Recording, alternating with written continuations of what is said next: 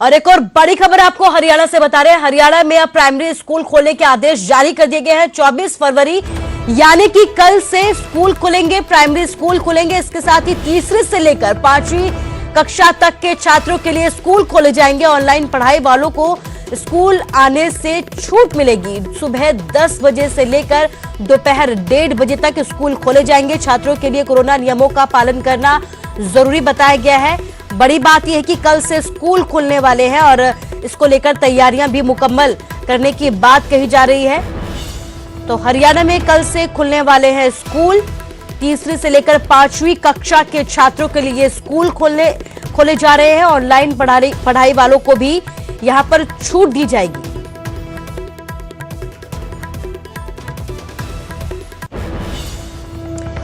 तो वहीं सीएम जयराम ठाकुर के एक बार फिर विधायक अनिल शर्मा पर निशाना साधा है। दरअसल सीएम मंडी दौरे पर थे। जयराम ठाकुर ने यह कहा कि प्रदेश में होने जा रहे नगर निगम चुनाव बीजेपी कार्यकर्ताओं की असली अग्नि परीक्षा होगी।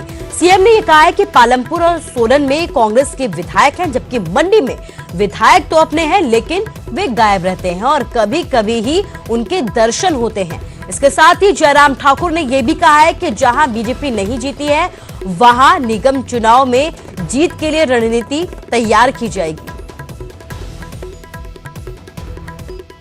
मंडी की कॉर्पोरेशन पूरी चाहिए, सारी की सारी चाहिए।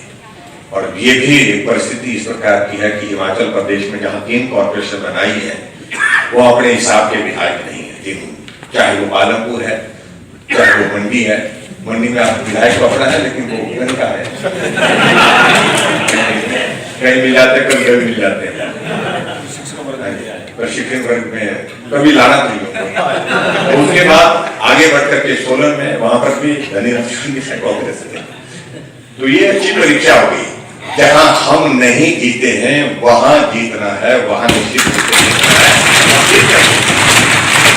इसके लिए जो मंडी में आप सब लोगों ने जो योजना बनानी है उसके लिए आप लोग बना करके आगे।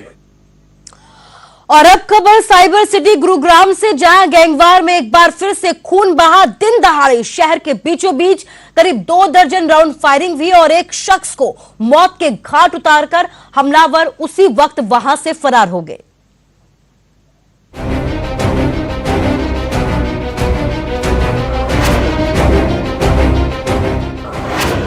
देश की राजधानी दिल्ली से चंद किलोमीटर दूर साइबर सिटी गुरुग्राम एक बार फिर गोलियों की गूंज से दहल उठी।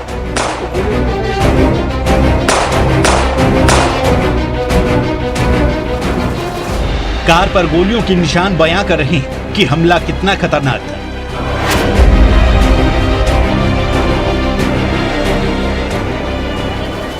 हमलावरों ने दिन दहाड़े इसी एसयूवी पर उस वक्त गोलियों की बौछार की जब इसमें मनीष नाम का एक शख्स सवार था। मौके पर मिले गोलियों के घोल और शुरुआती तफ्तीश बताती है कि शहर के बीचों बीच दिन के उजाले में कम से कम 2 दर्जन राउंड फायरिंग हुई और 24 साल के मनीष को मौत के घाट उतार दिया गया।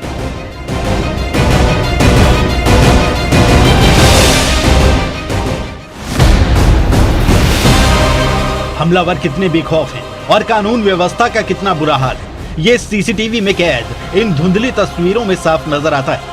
सुबह करीब 11 बजे बाइक पर सवार होकर 2 बदमाश फिरोज गांधी कॉलोनी के इसी चौक पर पहुंचते हैं और बिना वक्त गंवाए गोलियां बरसाने लगते हैं।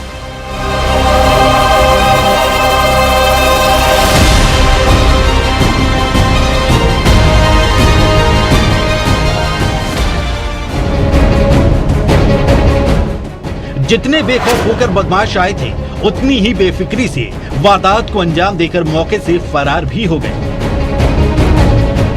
जानकारी मिली कि यहाँ फायरिंग हुई है और जो डिजीज है उसको हॉस्पिटल लेके गई है और इसके मुकदमा दर्ज करने के लिए हमने कह दिया है थाने के अंदर और जो भी फर्दर इन्वेस्टिगेशन होगी विल आइडेंटिफाई।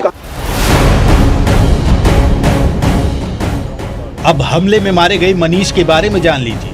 मनीष का ताल्लुक उसी बसई गांव से है जो गैंग वॉर के लिए पहले से ही बदनाम।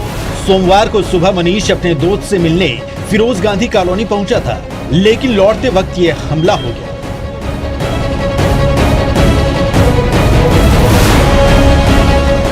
गैंग वॉर के खूनी खेल का इतिहास देखते हुए पुलिस भी चौकसी बरतने का दावा कर रही है और इलाके में एहतियातन तैनाती बढ़ा दी गई। ये यहाँ की फिरोज गांधी कॉलोनी है, कॉलोनी पुलिस स्टेशन हमारा पड़ता है, उसके अंदर आता है। और अभी आधे घंटे पहले की घटना, कितनी गोलियां मारी गई हैं सर? वो भी इन्वेस्टिगेशन का पार्ट कौन है मृतक, कहाँ का रहने वाला है सर? है। अभी तक जितना बताया गया कि बसई गांव से इसका ताल्लुक बताया।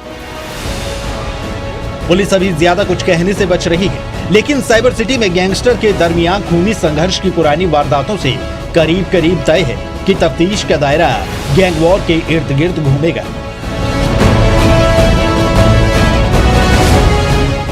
धर्मवीर शर्मा, न्यूज़ 18, गुरुग्राम।